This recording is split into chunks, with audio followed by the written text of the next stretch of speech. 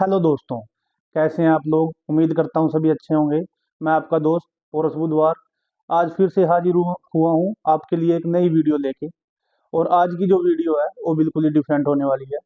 आज हम बात करेंगे इंडिया के टॉप 10 भिखारियों के बारे में। इन भिखारियों के सामने बड़े बड़े बिजनेसमैन भी फ्लॉप हैं, कुछ भी नहीं है। बड़े बड़े लोगों के बिजनेस बिल्कुल फीके पड़ जाते हैं इनके सामने।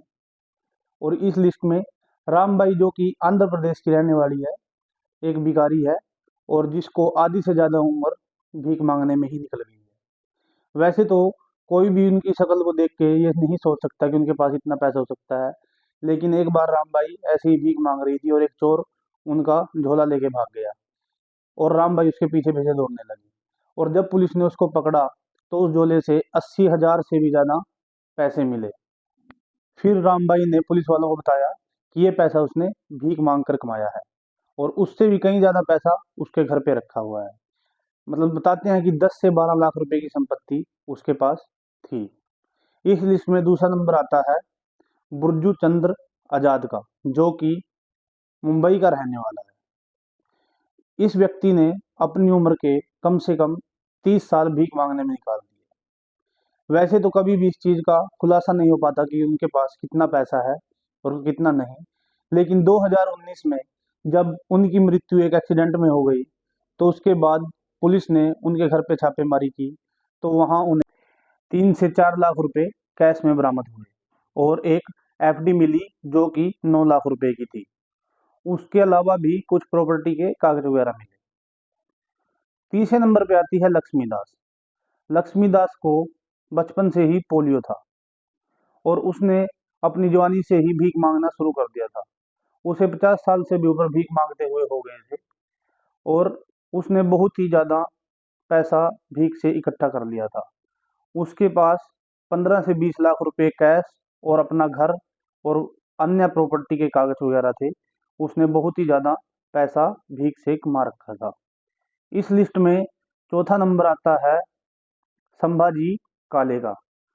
संभाजी काले मुंबई के रहने वाले हैं और एक शादीशुदा व्यक्ति हैं। उनके परिवार में 3 से 4 मेंबर हैं और वे अपने घर का गुजारा भीख मांग कर ही संभाजी काले ने एक फ्लैट, 2 घर और 1 बीघा जमीन मुंबई में खरीद रखी है। आप सोच लीजिए कि कितना ज्यादा पैसा उन्हें भीख में मिलता होगा। इसके अलावा उनके बैंक खाते में भी लाखों रुपए जमा है। वैसे तो वे पूरे मुंबई में भीख मांगते फिरते हैं, लेकिन मुंबई के उपनगर खार में उन्हें सबसे ज्यादा भीख मांगते हुए देखा जा सकता है। इसी लिस्ट में अगला नंबर आता है कृष्ण कुमार गीते का।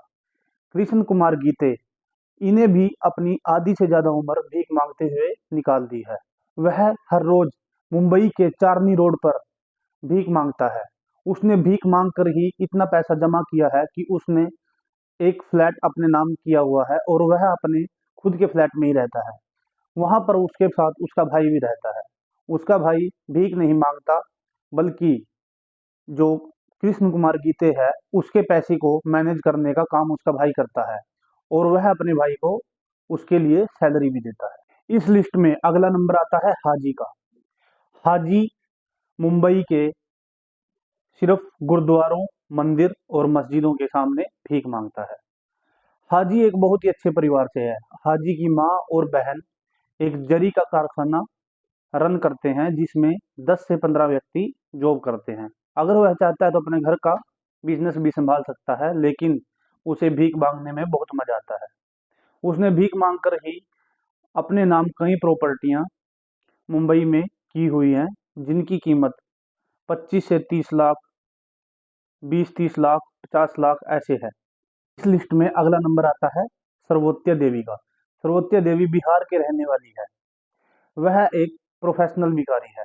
वह दुनिया भर में मशहूर है क्योंकि उसके पास बहुत पैसा है। बताते हैं कि सर्वोत्य देवी के पास 50 से 60 लाख रुपए सिर्फ भीख से इकट्ठे किए हुए हैं और उसने बहुत सारी प्रॉपर्टी बिहार में, पटना में अपने नाम कराई हुई है। उसका काम है सिर्फ ट्रेनों में भीख मांगना। वो बोलती है कि उसे अपने काम में बहुत मजा आता है। एक तो ट्रेन में घूमने को मिल जाता है और साथ के साथ पैसे भी कमाए जाते हैं। इस लिस्ट में अगला नंबर आता है मौलाना खान का। इन्हें लोग मस्सू के नाम से भी जानते हैं। ये बहुत ही समझदार भिखारी है। इसका नाम इसीलिए पूरे भारत में शुमार है भिखारियों में, क्योंकि ये बहुत ही अमीर भिखारी है। ये सिर्फ 5 स्टार होटलों के आगे बैठकर भीख मांगता है। जहाँ पर इसे टीवी स्टार या फिल्म स्टार मिल जाते हैं, वहाँ पर इसे बहुत ही अच्छी भीख मिलती है और इसीलिए ये भीख से बहुत ज़्यादा अच्छे पैसे कमा लेता है। और इसके पास 80 लाख प्लस की प्रॉपर्टी बताई जाती है। इस लिस्ट में अगला नंबर आता है बिहार के पप्पू कुमार का। पप्पू कुमार जन्म से ही भिखारी नहीं था, लेकिन एक एक्सीडेंट में अपनी टांग खो देने के बाद उसने ये काम शुरू किया। पप्पू कुमार का नाम भारत के ही नहीं बल्कि दुनिया के सबसे अमीर भिखारियों में शुमार है। बताते हैं उसके पास 1.5 करोड़ से भी ज़्यादा की संपत्ति है और उससे अलग उसके कई बैंकों में अकाउंट हैं जिनमें भी बहुत सारा कैश जमा है। वह इतना ज़्यादा अमीर है कि छोटे व्यापारियों को वो ब्याज तक पे पैसे देता है। इससे आप अंदाज़ा लगा सकते हैं कि उसके पास कितना पैसा। इस लिस्ट में लास्ट नंबर आता है भारत जैन का। भारत जैन सिर्फ इंडिया का ही नहीं बल्कि पूरी दुनिया का सबसे टॉप भिखारियों में आता है। उसके पास 4 से 5 करोड़ रुपए की संपत्ति बताई जाती है और बताया जाता है कि पूरे मुंबई में उसके नाम कई फ्लैट है और कई जगह उसने ज़मीनें खरीद रखी हैं और कुछ छोटे बिजनेसों में भी उसने इन्वेस्टमेंट किया हुआ है।